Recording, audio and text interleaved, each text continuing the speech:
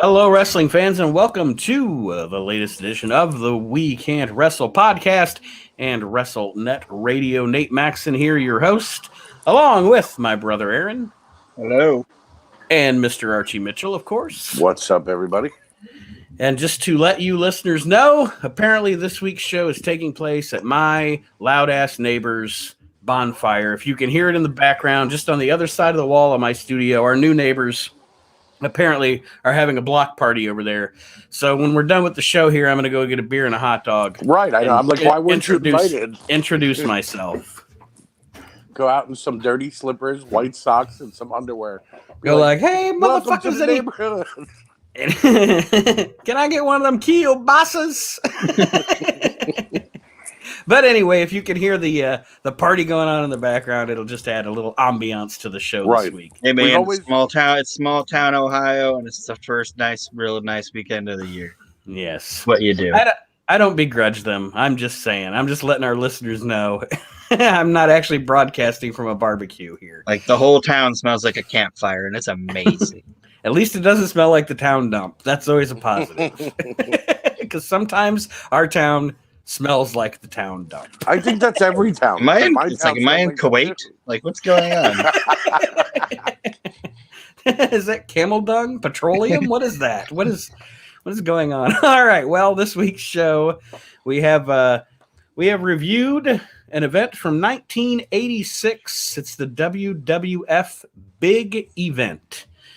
And we'll get into that in just a moment. But before that, I want to let anybody know that's listening to the show, not as it's on the radio station. If you have not yet, please do check out our new project, WrestleNet Radio. Things are going pretty well for it already. So I am very happy. 24/7, 365 wrestling talk. You can listen to, there are episodes of the We Can't Wrestle podcast there. You've got Virtual Asylum shows with, you can listen to Bret Hart. You can listen to Road Warrior Animal. You can listen to Mick Foley. You can also listen to Archie's show every week. If you smell what the Arch is cooking. Yes, I've been enjoying spewing my venom into WrestleNet Radio. I'm sure there's somebody that, like, by week 5 that's going to be listening to be like, what the fuck does this guy got to complain about this week? What's going on now? Why is he so mad? And, of course, you can listen to Maximum Gold with David Gold and myself on the station. And Reliving the Extreme is on there. And Aaron and Chad are going to start doing some shows. Aaron and Chad Austin, without the anchor of having me around, are going to start doing some shows on their own. I'm really looking forward to that as well. Now, that being said, unless you guys have anything else that you want to discuss. I have my menu. I know, Aaron. Yes. Well, Aaron, before you get started, I know you're going to be doing a show with Chad, but I'd like to, we talked about this before the WrestleNet Radio started, you and I doing a show as well. I think we need to lock down a day. You're not busy, and I'm not busy, an evening, a day, whatever. And you mentioned Smoky Mountain Wrestling. And I haven't watched a lot of that, so I would love to probably do a review show with you on that because it'll give me a chance to go back and watch some stuff I might have missed. Oh, yeah, we can do that. So the boss is here. Run in. Yeah. The boss is here. There she is. Archie's grandbaby is on the show. There's a cameo we like to have. Not my neighbor's bonfire, but Archie's granddaughter. That's a good cameo. She was coming to break shit because she doesn't want to go in the bath. So she was trying to get me to like grab her and be like, "Yeah, stay with me," you know. But yeah, that would be great for you guys to do a show on Smoky Mountain. I think that would be awesome for the listeners. We'd love to have Nate on whenever he can as well. And that being said, Aaron has, based on our conversation last week about the WWE cookbook, which was hysterical. I didn't do my due diligence. I didn't come up with okay. I forgot. That's how hysterical it was. Everybody with me forgot. I'm still laughing. I'm still laughing about Salsa Banks. But anyway. Yeah, that was just like really wrong. I forget what the other one was that was really funny. But Aaron has come up with some pro wrestling themed dishes of his own. And we'll decide whether we're going to clap for them or Gordon Ramsay them. Shut it down. Well, I thought we were going to start at 10:30, so I had like a 30-minute break. So I was like, I had to do something. You did all this in 3 minutes? 30 minutes. Oh, so 30 minutes. 30 minutes. All right, you guys ready? Yes.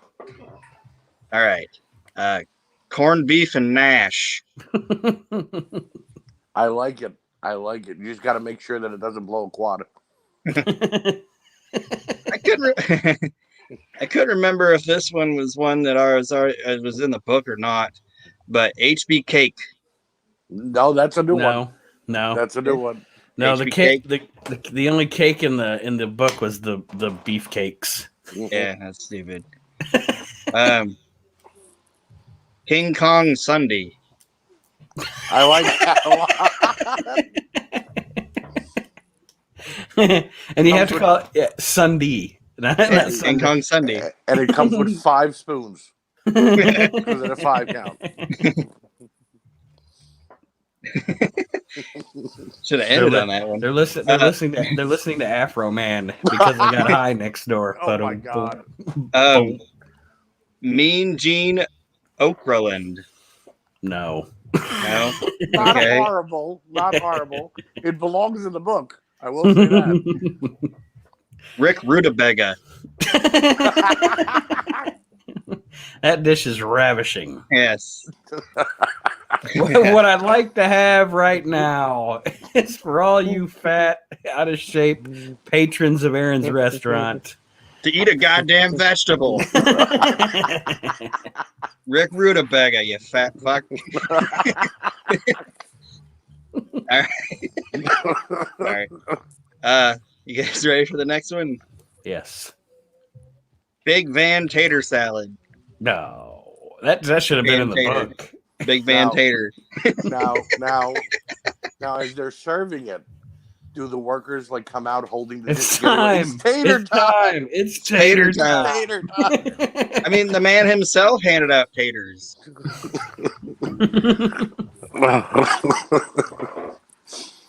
And last but not least, Bobby Fish.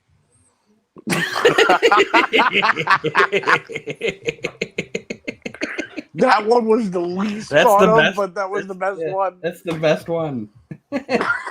Bobby Fish. The comedy is beauty in its simplicity. Yes. You can only order the Bobby Fish 4 months out of the year because he's injured the rest of the time. It's a seasonal dish. Seasonal, right? We can only get the black cod 4 months out of the year, so Now, you get the Bobby Fish. I have a question about the HB cake. Does that take a 4-year hiatus and then come back like the McRib? And it's much better. And it's much better, Like right? I mean, it's still No. as good as it was, but it's a little more tasteful. When you go to eat it, you're like it looks really good. You're like, oh man, this is gonna be delicious, and you've had a great meal and everything, and then you eat the HB cake, and it's kind of a letdown, and you just lose your smile. Oh, that makes sense. That makes sense. I like that. You know what one of my favorite memes ever is? What? They have this. It shows the sign on the door at McDonald's that says "Sorry, we're all out of boy toys." And then it shows Shawn Michaels' crying face from that Thursday Raw Thursday. Yep. Or that one where it's like Shawn's like happy and he's looking at Steve, and then it's Steve flipping him off.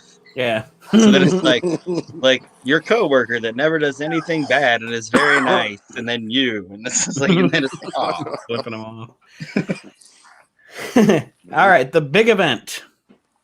Yes. It's the WWF did this show.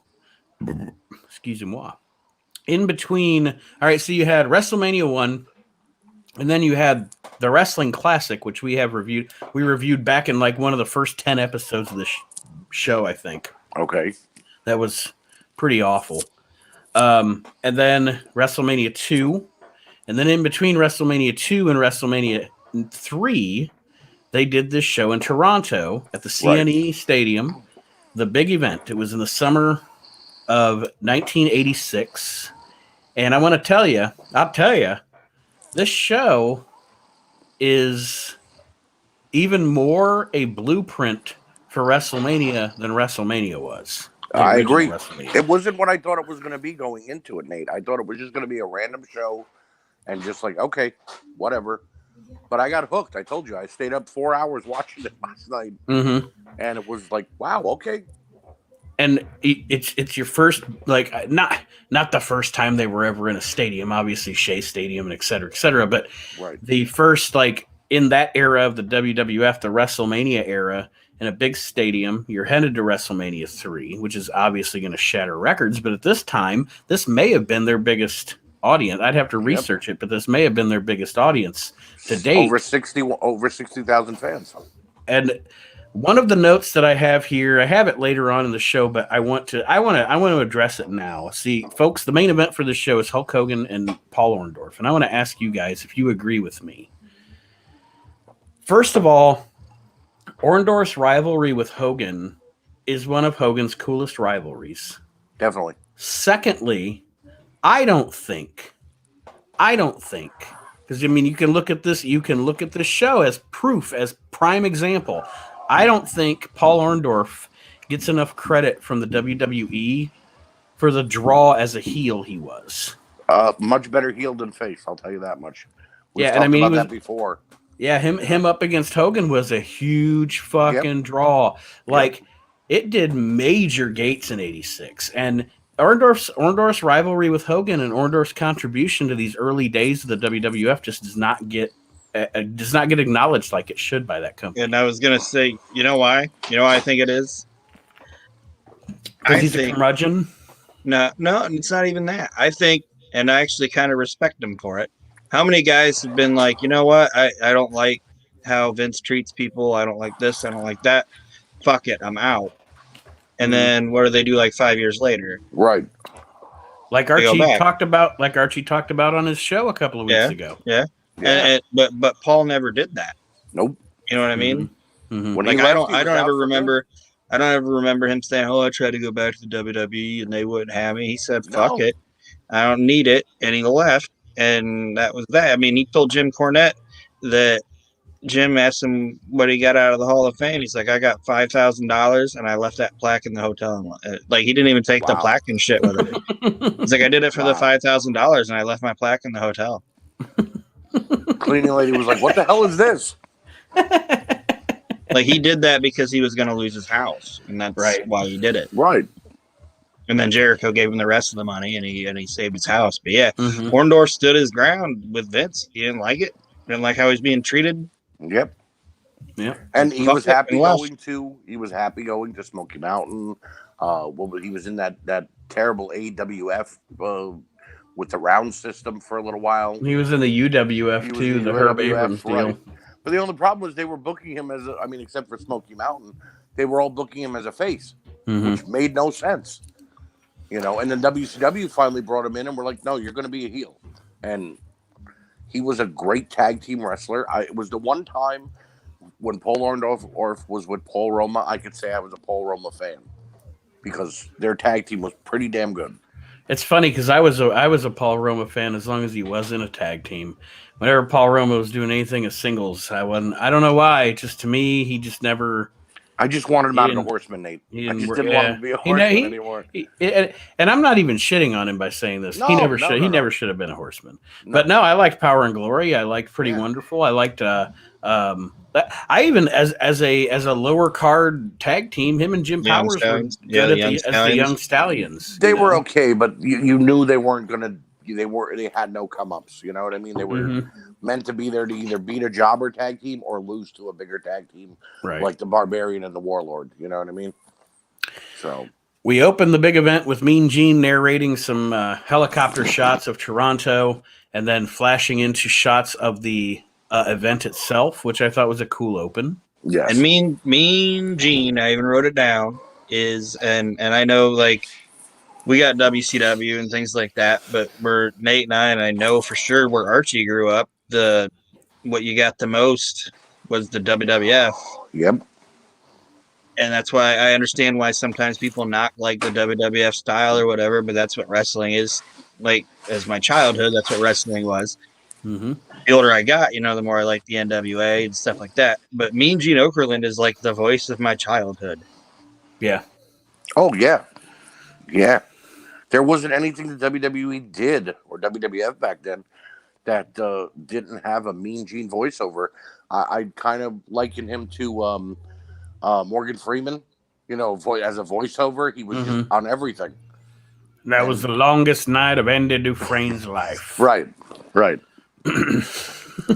And we open up the show with a tag team match. The Macho Man Randy Savage won WrestleMania 4. And that was the longest day of the Macho Man Randy Savage's life.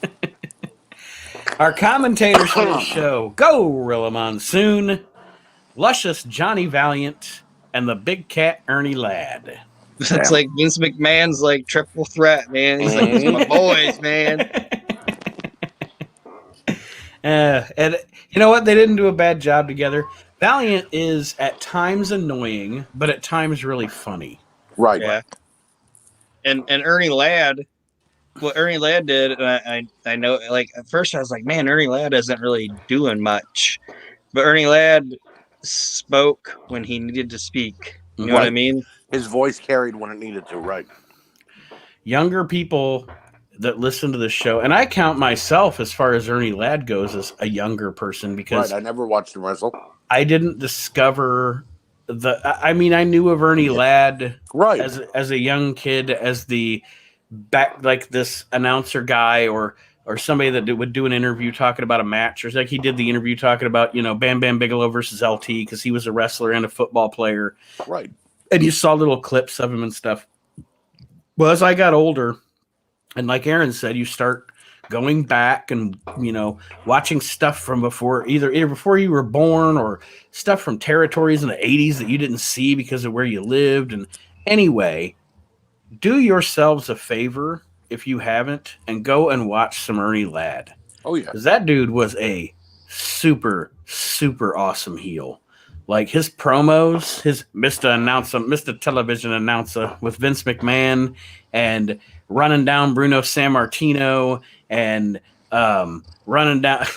There's an interview. I'd have to pull it up to know exactly what it is. He does an interview, cracks me up, running down Special Delivery Jones, just running that motherfucker down like this Special Delivery Jones. But Ernie Ladd, fantastic heel, one of the best. But in like Aaron said, in this event, he spoke when he needed to speak, and his voice carries, and it every time he speaks, it serves a purpose, and you notice. Definitely. I enjoyed the commentary. Would I have liked a Bobby Heenan or even a Lord Alfred Hayes? Yeah, but for what we got, being what kind of show this was, I can't complain. The opening match, one of the travesties of the early of the 80s expansion in the WWF is the way the Funks were treated. Yeah, why were they called Hoss and Jimmy Jack Funk? Well, and not Terry Jimmy Authority? Jack isn't Terry. Jimmy Jack is what's the guy's fucking name? No, I know, but Jesse Barr. Jesse Barr, yes. Yeah, like what the hell was the Hoss problem Funk. there, though? Yeah. Well, Jesse Barr was created because they created an extra Funk brother, and then Terry left. He had a sick horse. He had a sick horse. Right. But the note he left Vince, he said, "I gotta go. My horse is sick," and he just left. Better And than going to play softball. They kept Jesse around because I even wrote in my notes, like, people up in the nosebleeds, they didn't know any better. They'd be like, that's Terry Funk. You know what I mean? It was kind of like when they did the Superfly.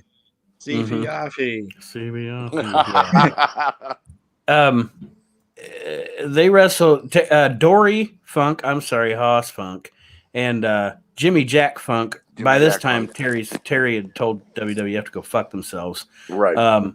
They wrestle the Killer Bees here, and like I said, okay.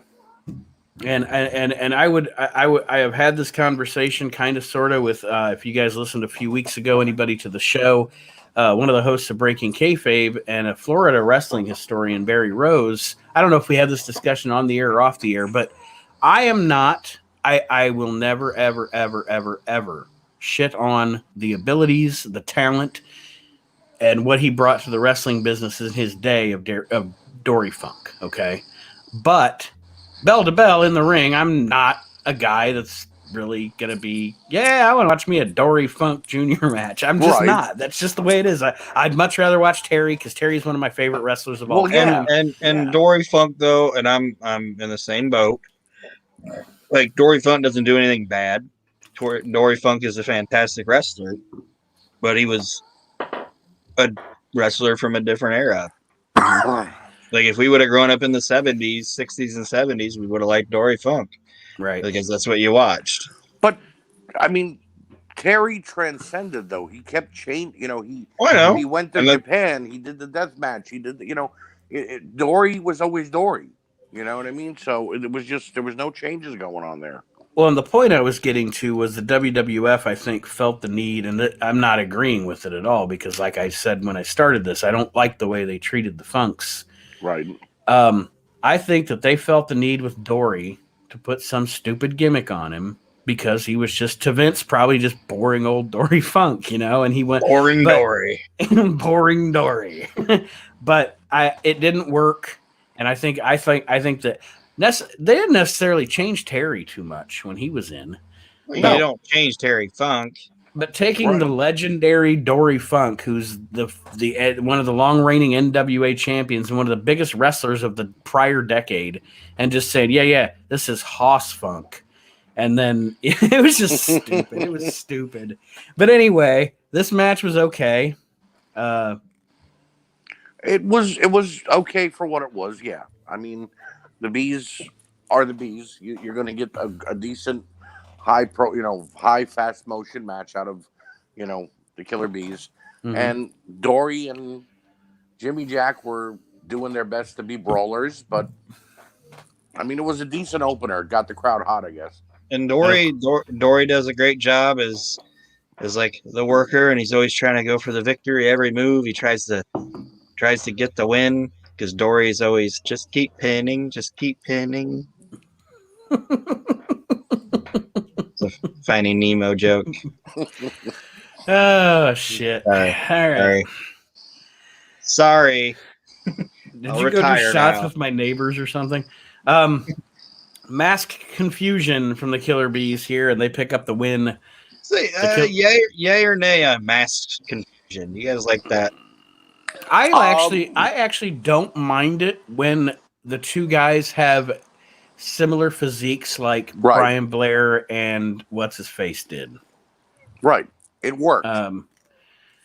Sometimes what's his face? You talking about Gagne's kid, Greg? No, I'm talking about the other Killer Bee. You mean Jim Brunzell? Jim Brunzell and Brian Blair. I thought you were trying to say Brian Blair and him didn't have like no. But what I was going to say was when, as an example, Aaron and I talked with Chad many times, and we've had to, about the Super Destroyers in ECW. When those guys would do this, they had the same mask on, but when those guys would do the switcheroo, it was totally unbelievable because one of them was like almost a foot taller than the other. Right. And or when they would try to do it with Demolition and Crush and Axe, just like it's just I don't know, but I think with the Killer Bees it worked because they, like I said, they were both similar in stature and kind of looked alike physically. So I mean, Brunzell's a little thicker, but you know what I mean. Like I could see the referee falling for that. Right. But overall, Mass Confusion is stupid usually. I like when they were doing it. I have no problem with it. Like Nate said, they looked almost identical body wise, so it was okay. However, I did not like it when that was their tag team name on that crappy show we watched and reviewed a few months back. The UWF show? Yeah. It was like, why are they called? I couldn't understand for life. Why are they calling it Mass Confusion? And then you told me because that was their move in WWF. Like, but why didn't they just call them the Killer Bees? I mean, I can't believe that Vince McMahon copyrighted the Killer Bees. Yeah. Or just call them the Swarm. Right. Or the Bees. Call them the Bees. Yeah, the fucking Bees. Yeah, it's the Bees. They're Mass Confusion, but they don't wear the mask all the time. But like I said, overall decent, I guess, whatever opening tag match. The next match, when I looked at it, when I saw it hit the ring, I was like, ooh, cool. I get to watch Haku wrestle Don Morocco. And then Right. as these two just plodded along in their match, I was like, Yeah. I'm watching This Haku is wrestle. boring. Yeah, but we have it's funny because they must have, between the time the show was recorded and the time the show was post-produced and put on video, that must have been when they decided to change King Tonga's name to Haku, because they introduced him as King Tonga, but during commentary, the commentators refer to him as Haku. Right. He wrestles Don Morocco, who is, of course, managed by Mr. Fuji, to a draw. This was, I put down, I was excited and then not, because this was very plotting. The first 5 minutes was decent because they just banged into each other. But then the last 15 minutes was like, is it over yet? It was, when you watch it, when you see a car crash and then it takes like 3 hours to clean it up and you're like, are they ever going to clean this up? Is it going to be done yet?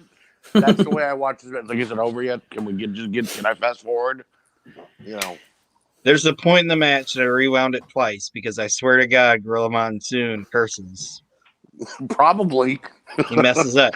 There's a line, and I rewound it like two or three times because I wanted to see and every time I heard it the same way. He says, and it was like at the not of the match, but of the time of the show, the 15-minute, 2-second mark. He says, they're exchanging, and I swear Morocco will come up with the short end of this shit. Wow. I swear to You God. may be right. You may be right. I'm going to go back and watch it. What did you say, 1502? I got to go back and watch it too. That with the short end of this shit. He might not have realized he was on mic if I said okay, but it's. I thought he said stick, but I think he meant to say stick, but he said shit. And Ernie Ladd was like, "Oh, Mr. Television Announcer." All right, so less said about that, the better. Less said about this next match, the better. Good God! What a squash match! Big bumbling Ted Arcidi. Against Tony Garea. Do you get? I know Aaron. I don't know how much, Archie. I don't know how much world class you've watched. How much Dallas wrestling? I watched few months. Mm-hmm.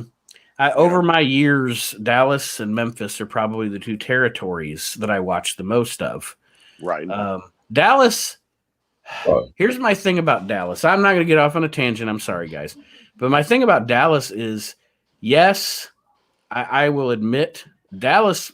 They did a lot of the repeats. It was always the Von Erichs and the Freebirds, or the Von Erichs, and they did do a lot of the same shit all the time, and it would just be this cycle of kind of the same story being told all the time.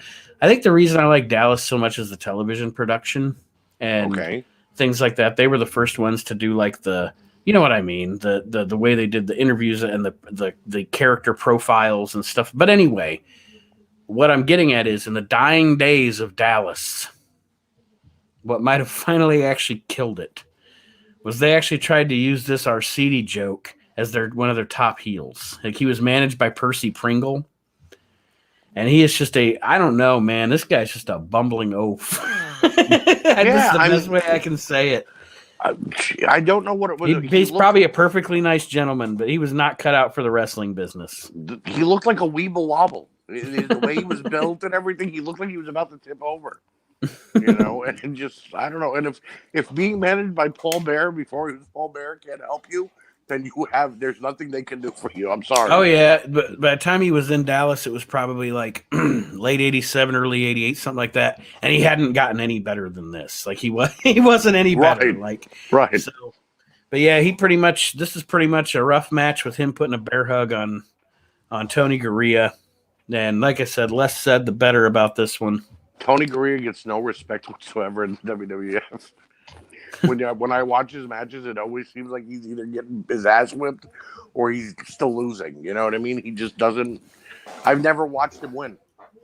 He had a team with Rick Martel in the early '80s. Yeah, they were they're one of the biggest, like, what do I want to say? The biggest dichotomies in wrestling history. Because if you watch that team, all right, you got an interview. Let's say Vince McMahon's interviewing them outside the ring, and these guys cut the most boring fucking promos. Like, Tony Garea be like, "Yep, we were up in Boston, Vince, and they got We got good sandwiches up there, and we drove around a little bit, and then we went in and we wrestled Fuji, and then I drank some Ovaltine, went to bed. And Rick Martel's like, yeah, man, Vince, we're the champs. And then they get in the ring, and they turn it the fuck on, man. And they're a great tag team. They were such a good tag team. We got in that ring. We got in that ring, and we were cooking and smoking in Hoboken. I'll tell you what. That would have brought some more life to it if you'd have tried to be a poet. But yeah, they're just funny to me because their promos are so bad and and then they get in the ring and they're so fucking good. But anyway, poor Tony Gurria drew the worst card on this night. We have a promo from Jimmy Hart and Adrian Adonis up next. What did you guys think of this promo? I want to make a comment about this when you guys are done. Go ahead. Adrian Adonis would talk nonsense, but for some reason it all worked. Damn it. That's exactly what I was going to say. He always would just throw some little catchphrase or something. Like when he leaves this interview, he's like, time for danger. And it's just like, he so quick, so very quick. And yeah, you stole my thunder there because that was the same thing I was going to say. What a promo. I liked Adrian Adonis. I enjoyed watching him. I wish I would have watched some of his older stuff, like before he became, the androgynous and a dress and a hat. When I was younger, I'm happy I finally did as I got older. Mm-hmm. But yeah, him in the WWF at this time, it was just funny to watch. Even during his matches, he would always do a dance or a shuffle, and he would be like, "This guy is just weird," But it made me chuckle. My granddad loved him. My granddad would always, "You got to watch this Adrian Donovan." "Grandpa, I don't want to watch it, please. I don't want to watch it." No. And I'd watch it and I'd laugh, and he'd be like, "What are you laughing at?" I'm like, "He's gay." He's like, "No, he's not." And I'm, "Oh, okay." So, but I was 8, so it's not my fault.